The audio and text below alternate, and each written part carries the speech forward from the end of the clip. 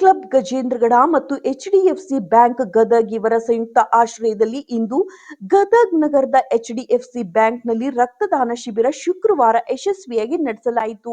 ಸಮಾಜ ಸೇವೆಯ ನಿಟ್ಟಿನಲ್ಲಿ ಆರೋಗ್ಯ ಜಾಗೃತಿ ಮೂಡಿಸುವ ಉದ್ದೇಶದಿಂದ ಏರ್ಪಡಿಸಿದ್ದ ಈ ಶಿಬಿರಕ್ಕೆ ಸಾರ್ವಜನಿಕರಿಂದ ಉತ್ತಮ ಪ್ರತಿಕ್ರಿಯೆ ದೊರಕಿತು.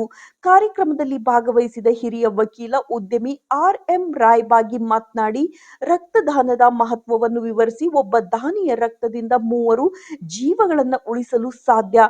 ಸಮಾಜದ ಉಳಿವಿಗೆ ರಕ್ತದಾನ ಅತ್ಯಂತ ಮಹತ್ವದ್ದು ಎಂದು ಹೇಳಿದರು. ಶಿಬಿರದಲ್ಲಿ ಕೆಎಚ್ ಪಾಟೀಲ್ ವೈದ್ಯಕೀಯ ವಿಜ್ಞಾನ ಸಂಸ್ಥೆಯ ತಜ್ಞ ವೈದ್ಯರ ತಂಡ ರಕ್ತದಾನ ಪ್ರಕ್ರಿಯೆಯನ್ನು ಸುರಕ್ಷಿತವಾಗಿ ನಡೆಸಿತು.